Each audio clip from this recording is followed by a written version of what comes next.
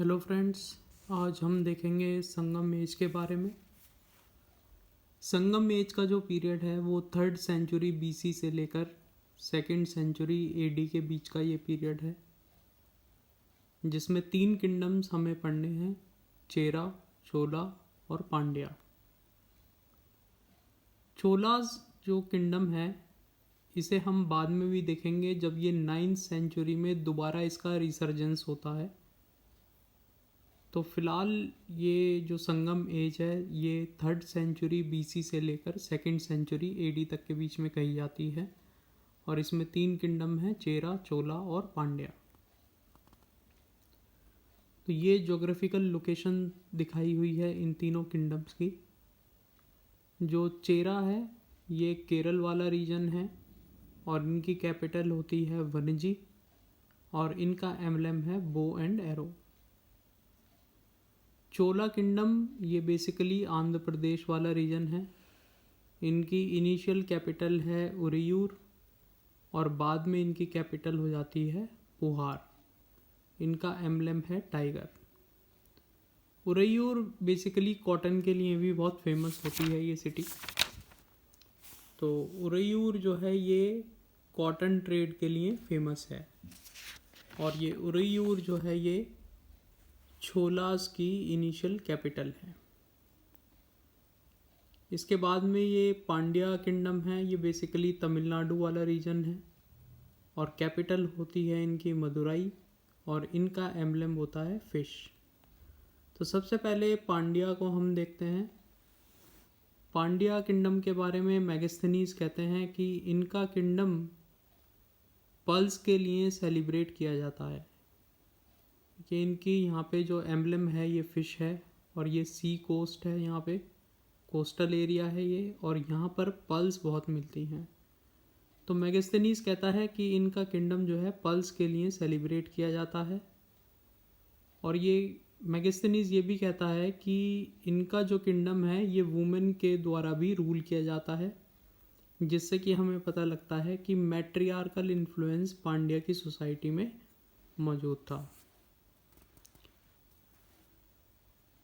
इनकी टेरिटरी, पांड्या की टेरिटरी जो है वो तमिलनाडु रीजन में मिलती है, और कैपिटल है इनका मदुराई। और मदुराई के अंदर एक मीनाक्षी टेम्पल आपको देखने को मिलता है। इनका जो किंगडम है वो वेल्दी होता है और बहुत प्रॉस्पेरस होता है, और रोमन्स के साथ में पांड्यास ट्रेड करते हैं। जो पांड्या किंग होते हैं वो वैदिक सेक्रीफाइसेस को भी परफॉर्म करते हैं, और जो वेंगी रिवर है वो पांड्या किंगडम की लाइफलाइन कहलाई जाती है। तो वेंगी रिवर जो है वो पांड्या किंगडम की लाइफलाइन कहलाई जाती है। तो पांड्या किंग हैं, उन्होंने रोम में एम्बेसडर भेजा था 26 बीसी में। तो 26 बीसी में पांड्या किंग ने एम्बेसडर रोम में भेजा था। इसके बाद में चोलास पढ़ेंगे हम। चोला जो हैं संगम एज के चोला हैं ये। तो इनकी जो इनिशियल कैपिटल है वो उरेयूर में रहती है, जो कि कॉटन ट्रेड के लिए बहुत फेमस है, और बाद में ये अपनी कैपिटल बनाते हैं पुहार को। तो ये छोला किंगडम है संगम एज का, आंध्र प्रदेश रीजन। इनिशियली इनकी कैपिटल उरेयूर जो कि कॉटन ट्रेड के लिए फेमस है, और बाद में ये कैपिटल बनाते हैं पुहार को। इनका जो राजा होता है इलारा, ये श्रीलंका को कॉन्कर करता है। ये हम 9th सेंचुरी में भी पढ़ेंगे, वहाँ पर कौन कौन सा किंग श्रीलंका की कौन कौन सी टेरिटरी को कैप्चर करता है।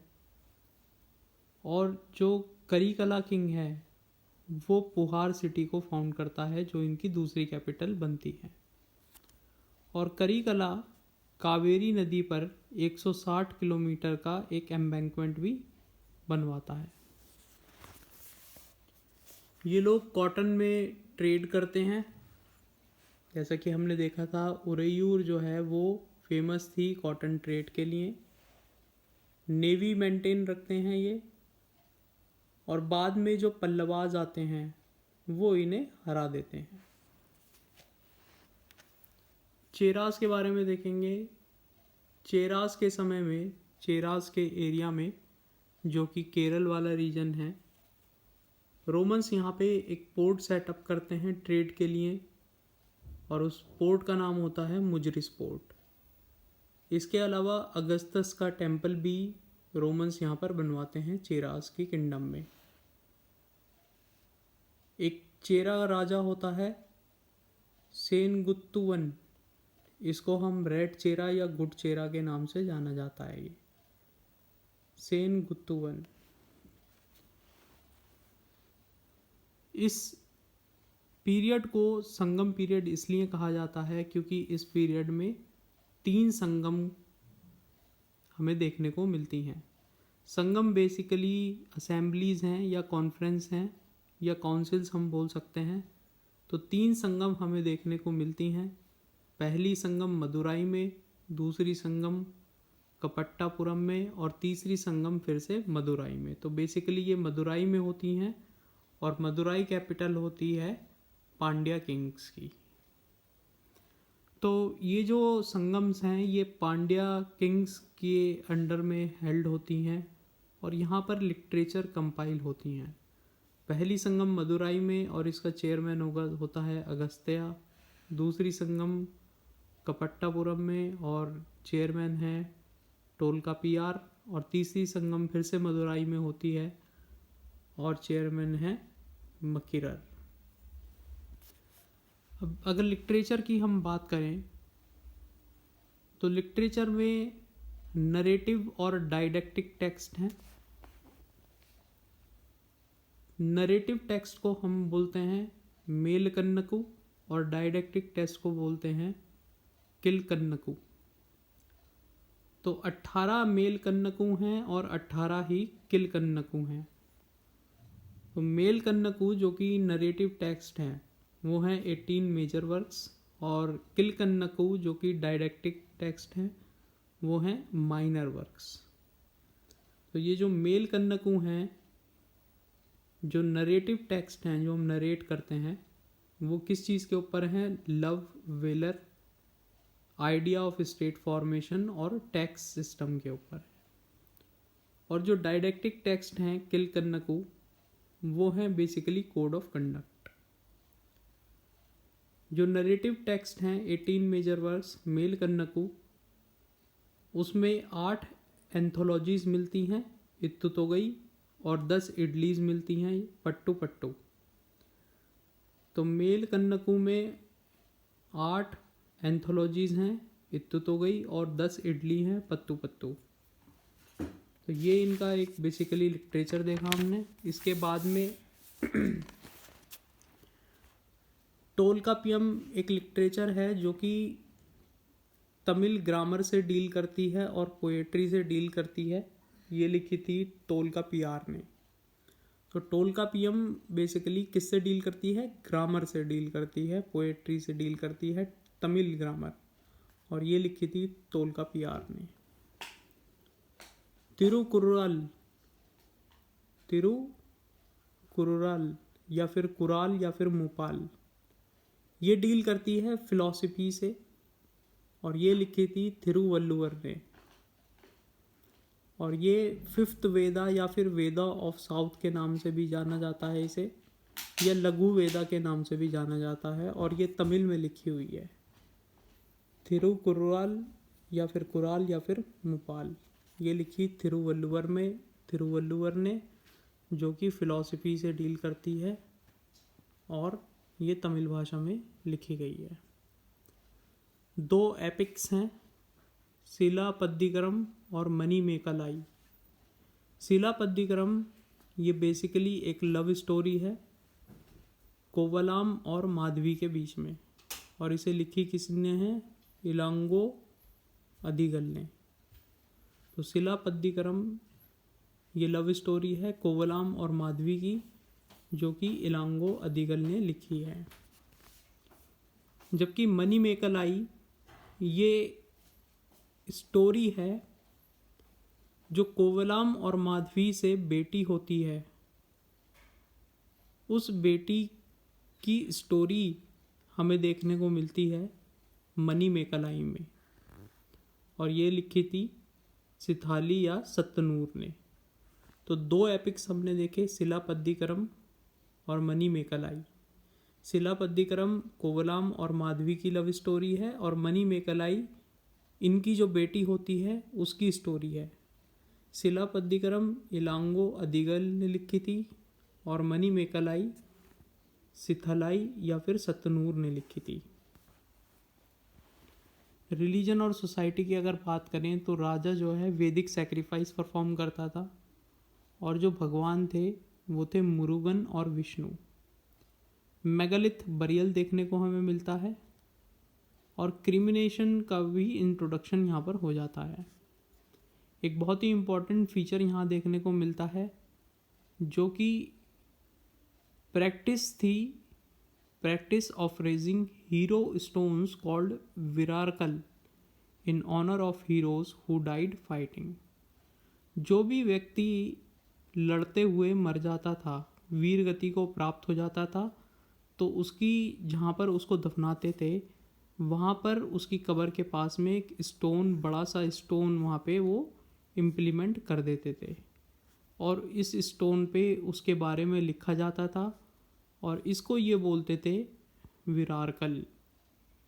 तो ये एक हीरो स्टोन था उस व्यक्ति के लिए जो लड़ते हुए शहीद हो जाया करता था।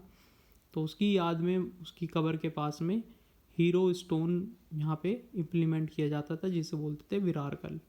ये एक इम्पॉर्टेंट प्रैक्टिस थी। सती प्रथा हमें देखने को मिलती है। वुमेन को ऑनर था और वो अपना लाइफ पार्टनर चूज कर सकती थी। अमीर आदमी जो है वो ब्रिक के हाउस में रहते थे, और जो गरीब आदमी थे वो झोपड़ियों में रहा करते थे। पॉलिटी की बात करें तो जो मोनार्क था वो हेरिडिटी था। सभी राज्यों के एम्बलम थे, जैसे कि पांड्या का फिश था, चोलास का टाइगर था, चेरास का बो एंड एरो था।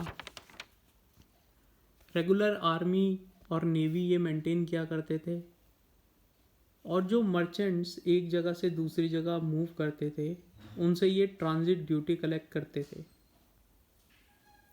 मर्चेंट्स की सेफ्टी के लिए और स्मगलिंग को प्रिवेंट करने के लिए रोड के आसपास सोल्जर्स मेंटेन किए जाते थे।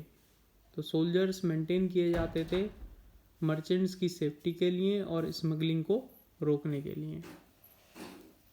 इनाड़ी जो है आर्मी का कैप्टन था। वेलालास जो है वो रिच पीजेंट्स थे। अरासर रूलिंग क्लास थी। परियार्स जो हैं वो एग्रीकल्चर लेबर थी। मंडलम बोलते थे किंगडम को। कराई जो था वो लैंड टैक्स था। वरियार टैक्स कलेक्टर था। इरापत्ती ये टैंक ऑफ वाटर को बोलते थे इरापत्ती। और किंग जो था उसे बोलते थे कौन या फिर को या फिर मनन। ट्रेड और इकोनॉमी की बात करें तो ये एक्सपोर्ट करते थे स्पाइसेस यानी कि मसाले, और मसालों में भी स्पेशली पेपर यानी कि काली मिर्च। और काली मिर्च यानी पेपर को बोला जाता था यवन प्रिया। यवन प्रिया का मतलब फेवरेट ऑफ ग्रीक्स। जो ग्रीक्स लोग थे वो थे यवन, और यवन प्रिया मतलब जो ग्रीक्स को बहुत ही फेवरेट थी। ग्रीक्स को बहुत ही पसंद आती थी ये पेपर काली मिर्च, तो इसे बोलते थे यवन प्रिया। तो स्पाइसेस एक्सपोर्ट करते थे, specially paper two the Greeks. Ivory, pearls मिलती थी पांड्या किंगडम में, प्रीशियस स्टोन्स, तो इन सारी चीज़ों का ये एक्सपोर्ट किया करते थे। ये मुस्लिन और सिल्क भी प्रोड्यूस किया करते थे। उरैयूर जो कि छोला की एक कैपिटल थी, ये फेमस थी कॉटन ट्रेड के लिए। मेनली ये लोग रोमन्स के साथ में ट्रेड करते थे। एक्सपोर्ट हमने देख लिया, स्पाइसेस, आइवरी, पर्ल्स और प्रीशियस स्टोन्स ये एक्सपोर्ट किया करते थे। और वहाँ से इंपोर्ट करते थे ये गोल्ड, ग्लास, हॉर्स और वाइन। देखिए हॉर्स बहुत अच्छे सेंट्रल एशिया में हमें मिलते हैं, तो वहाँ से हॉर्स एक्सपोर्ट करते थे। जब ट्रेड करते थे तो गोल्ड इन्हें मिलता था। वाइन भी आपको वहीं पर मिलेगी। तो ये सारी चीज़ें ये इंपोर्ट किया करते थे। जो मर्चेंट्स थे उनसे ये ट्रांजिट ड्यूटी लिया करते थे। चीफ ऑक्यूपेशन इनकी एग्रीकल्चर थी और जो मेजर क्रॉप्स ये ग्रो करते थे वो पैडी और राइस ग्रो करते थे। पोर्ट्स हैं इनके कुछ, जैसे कि मुजरिस पोर्ट, चेराज के अंडर में मुजरिस पोर्ट, बंदर और टोडी, ये 3 पोर्ट जो हैं ये चेराज के अंडर में थे, जो लेफ़्ट साइड पर केरल वाला एरिया है। चोलास के पास में कावेरी पट्टनम और अरिकामेडू जो कि पुदुचेरी में है। तो ये अरिकामेडू पोर्ट बहुत इंपॉर्टेंट है जो कि चोलास के अंडर में था। तो ये रहा अरिकामेडू पोर्ट, ये रहा मुजरिस पोर्ट, ये रहा टोडी पोर्ट और बंदर पोर्ट भी इसी जगह आपको मिलेगा। इसके बाद में पुहार पोर्ट, ये भी चोलास के अंडर में था। तो ये जो पोर्ट है अरिकामेडू, यहाँ से हमें इंफॉर्मेशन मिलती है brisk trade between India and Rome की, अरिकामेडू पोर्ट से। इस पोर्ट को पोदुके भी बोला जाता है और ये पोदुके किसने बोला था? जो पेरिफेरस ऑफ द इरेथियन सी के ऑथर थे, उन्होंने अरिकामेडू पोर्ट को पोदुके बोला था। इस पोर्ट पर, अरिकामेडू पोर्ट पर रोमन सेटलमेंट भी हमें देखने को मिलती है। इनके मार्केट्स को अनगढ़ी या फिर अवनम भी हम बोलते हैं। तो ये संगम पीरियड जो था, जो कि बेसिकली 3rd सेंचुरी से लेकर 2nd सेंचुरी एडी तक के बीच में था, ये संगम एज हमने आज कवर करी है। नेक्स्ट लेक्चर में हम गुप्ता एम्पायर को स्टार्ट करेंगे और गुप्ता एम्पायर जो है वो गोल्डन एज भी कहा जाता है। तो नेक्स्ट लेक्चर से हम स्टार्ट करेंगे गुप्ता एम्पायर को।